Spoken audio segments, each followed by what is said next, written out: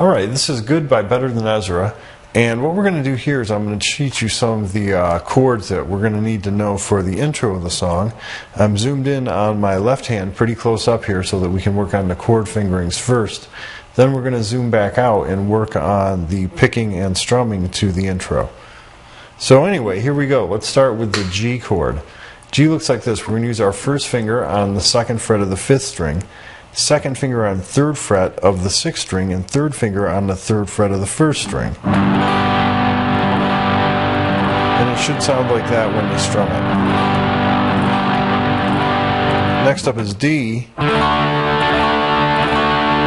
The way we're going to approach this one is use our first finger on the second fret of the third string, second finger on second fret of first string, and third finger on third fret of the second string, and we're going to strum just the top four strings for that. Should sound something like that. Next up is E minor. Here we have 1 and 2, our first and second fingers working together on the second fret of fifth string and second fret of fourth string, and we're strumming all the strings. Should sound like that. And lastly, we have C7. And the way we're going to approach this one is we use our first finger on the first fret of second string, second finger on second fret of fourth string, pinky on third fret of third string, and third finger on the third fret of the fifth string. For this one, we're going to strum from the fifth string down. So those are the four chords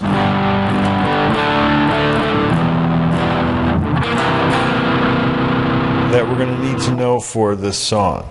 So let's go ahead now and look at the strum really quick.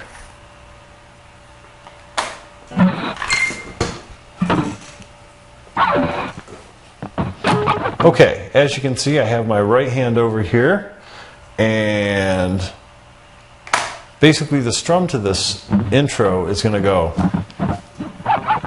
down, down, down, down, down, down, down, down, down. You move down, down, down.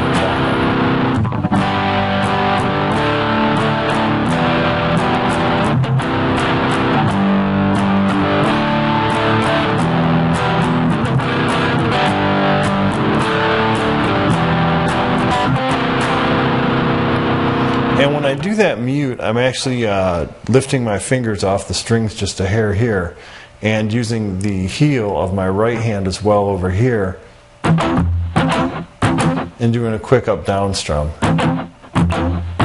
like so, and I'm applying my pressure back down here on the chord with my left hand, and then some quick down strokes after that. So let's go ahead now and cue up the music, and I'll play it along with the intro. Alright, this is the second guitar to the intro of Good by Better Than Ezra. And what we're doing here is we're going to use a chord shape called the power chord. And it's a movable chord shape. As I move it along the frets here, you can see I'm maintaining the same finger proximity with the chord, and just taking that chord and moving it around.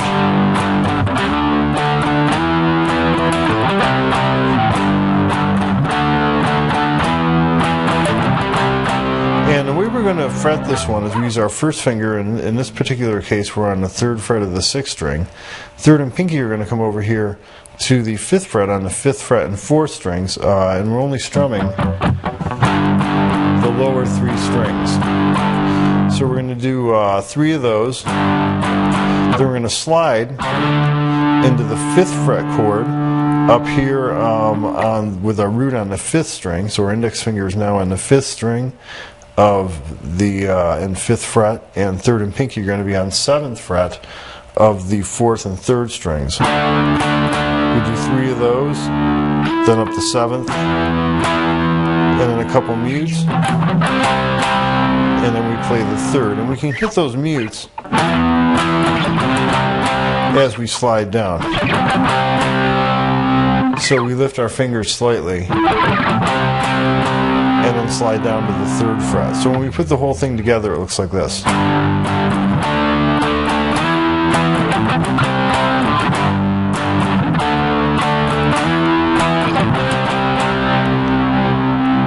like that. And remember to get those slides in there.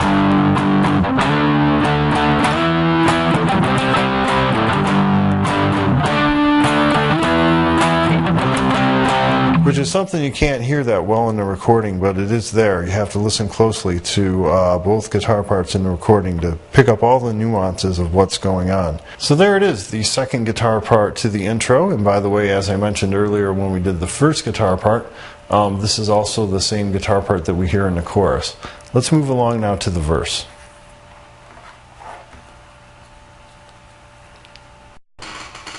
This is the verse to Good by Better Than Ezra, and what I'm going to do here, since it's pretty simple and straightforward and there's not a lot of guitar in it, is I'm just going to show you the one chord that we're going to need to use during the breaks in the verse. There's mostly bass and drums here, so we're not going to do a lot of playing, except when we get to the middle of the verse, which is the same as the intro. And you'll see how that fits in a minute when I play it along with the song. So basically we're going to use our C7 chord, and what we're going to do is strum that 3 times when the breaks come up. Just like so, all downstrokes. What you see there is our verse, easy enough, just a C7 a bunch of times, and then our intro verse figure in the next part of the thing, followed by a couple more C7s. There we go. Let's move along now and learn the chorus. Alright, this is the chorus to Good by Better Than Ezra. Now we've already learned the chord progression for both the first and second guitar parts when we learned the intro. This is exactly the same as the intro. So what I'm going to do here is just kind of play it along with the song so you can see how it moves. And then we'll move right on to the next part of the song. I don't see any point explaining it again when it's exactly the same as the intro. So here we go. Let's grab the chorus. So our next part of the lesson is the break that we heard the song going into as we finished the chorus. Let's move along to that. Okay, this is the break in Good by Better Than Ezra. It happens right after the first chorus. Okay, so this features some muted notes. We're all going to start with our first finger across the 4th, 3rd, and 2nd strings. Up here on the 12th fret, we're going to play the muted 4th string 3 times, like so, and then these 2, 2nd and 3rd strings, not muted. So we have mute, mute, mute, not muted. Next we're going to use our first finger, 10th fret, 2nd string, 2nd, 11th fret, 3rd string, and 3rd finger, 12th fret, 4th string. Same idea. So we have 3 mutes, 1 sustain on this different chord shape. So we have 12th fret, then our other chord shape. Next we're going to move the whole thing up to 12th fret with our index finger over just the 3rd and 2nd string this time, and our 3rd finger on the 14th fret of the 4th string. And we end up with that chord shape. Same picking pattern. Then we're going to just add in our 2nd finger here on the 13th fret for our last chord. So our chord shapes again are the 12th fret, 10th fret, 12th and 14th, add 2nd finger in, to 13th fret after that. And then we throw in our picking pattern.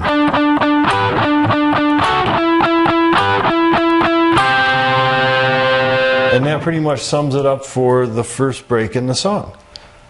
Let's move along to some of the fills in the second verse.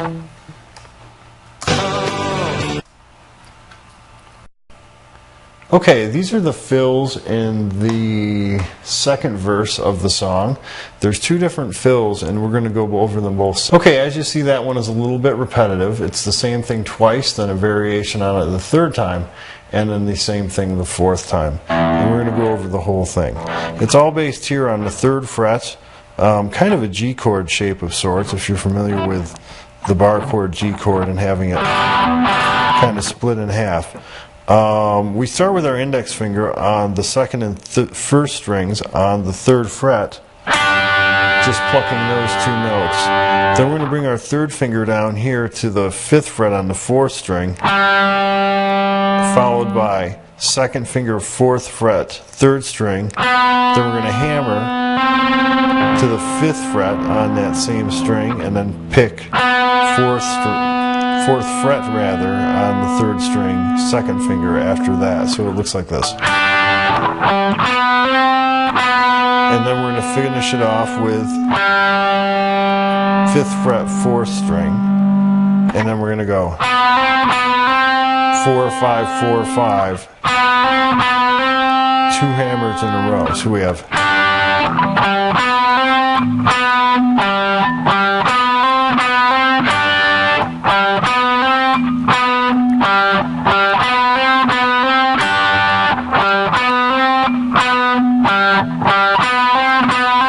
So that's going to be our riff for that fill. Now, it happens 4 times, and the third one is a variation. So the first 2 times we're going to do this.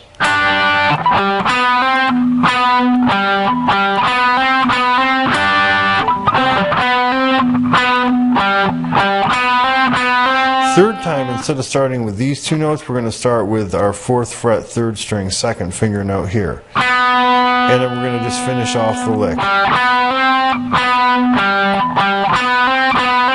So the third time around is this again.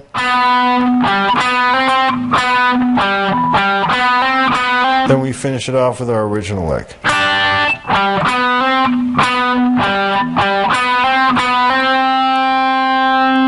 And there's our fill lick for the first half of the second verse. Let's move along now and learn the second fill. Alright, this is the second fill in the second verse of the song. As you see, that one is repeated too 4 times, kind of similar to the first one we did just a minute ago. Like the first set of fills, it starts on 3rd fret, 2nd string and 1st string, index finger. Next we're going to move up here, so our index finger is on the 5th fret of the 1st string and 3rd finger is on the 7th fret of the 2nd string. So we have a chord that looks like this and sounds like this. And then we're going to move that chord down 2 frets, so that our 1st finger is on the 3rd fret and our 3rd finger is on the 5th fret. So far we have this. From there we have an E minor chord just halfway, so I'm just using my 2nd finger here on the 2nd fret of the 4th string and strumming from the 4th string down. And after that we're going to bring our 1st finger to the 1st fret of the 2nd string and 3rd finger to the 3rd fret of the 3rd string for half of what this normal C7 would be here. We're just going to play half the chord. That would be strumming the 4th, 3rd, and 2nd strings. So when we put it all together we get this, slowly.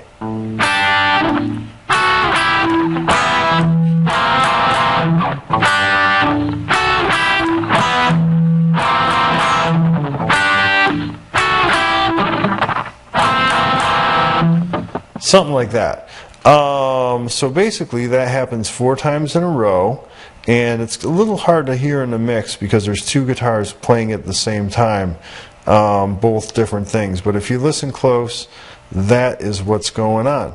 So we'll go ahead now and learn the solo. Here we go. Okay, this is the solo in Good by Better Than Ezra. There it is. Let's dig in here and take a look at it. Basically the whole thing starts with our index finger anchored down here on the 5th fret of the 2nd string and our 3rd finger on the 7th fret of the 3rd string. And what we're going to do is bend that 7th fret note while we keep our 1st finger anchored. And the pitches should sound pretty close to being the same. On the recording they don't sound exact like this. They kind of wave back and forth in and out because he's kind of bending the string and wiggling it as he's doing it. But for practical purposes here, we're going to try to make them sound as close as possible. And then we're going to pick that note like I'm doing here in 8th notes and then gradually release it like so. And then we're going to have a bend on the 7th fret, then 7 regular, 5, back to 7, back to 5, scoot third finger over here to 7th on the 4th string, and then back to 5th fret here. Again, that's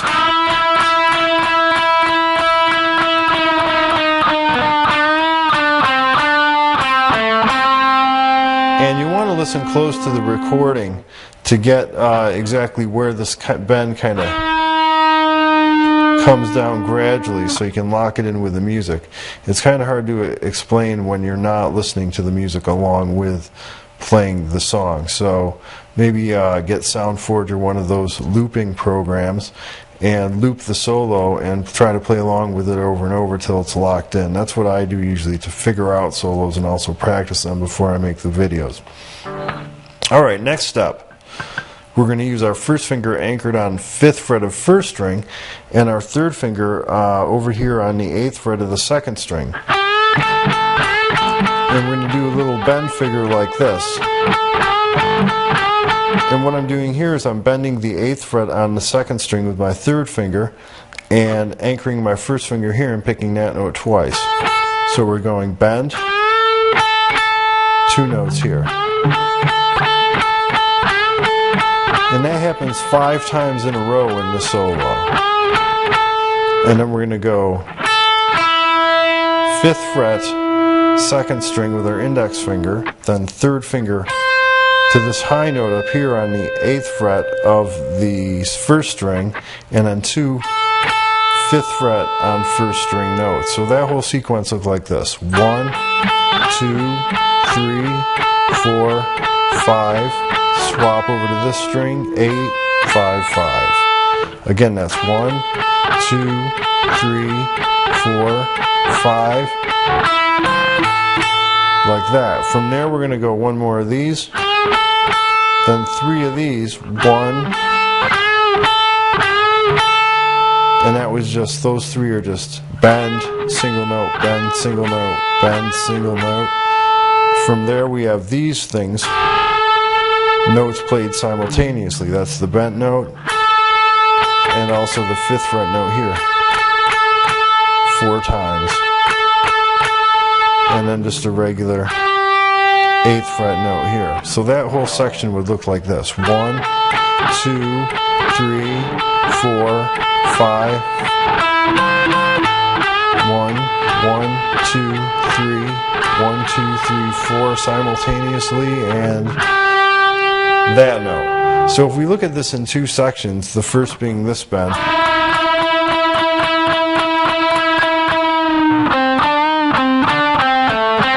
and this being the second,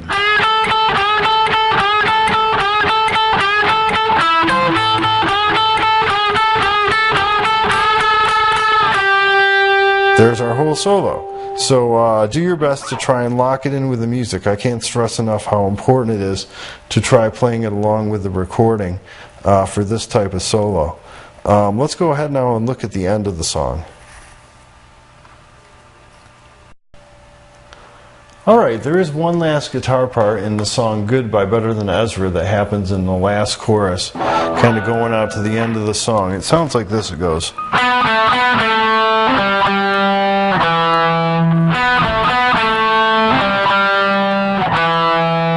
Now the whole key to this one is, so basically what we have here is our new riff, and that we're going to learn right now, and then the very tail end of the song is the same as the intro.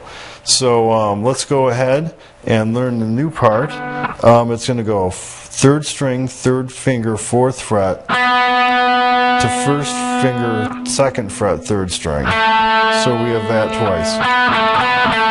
Then pinky comes over here to 5th fret of 4th string, 2 of those notes, and then 1 on 2nd fret of 4th string. So the whole sequence looks like this.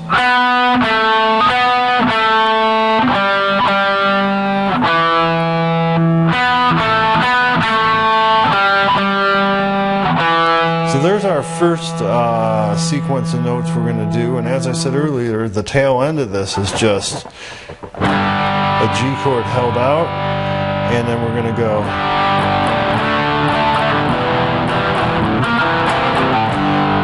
the main riff that we learned earlier twice. and then it's the end. Then there's the end of our song. So let's go ahead now in our next segment and play along with the entire song, so we can see how all of the different pieces we've learned together so far fit together to make the whole song.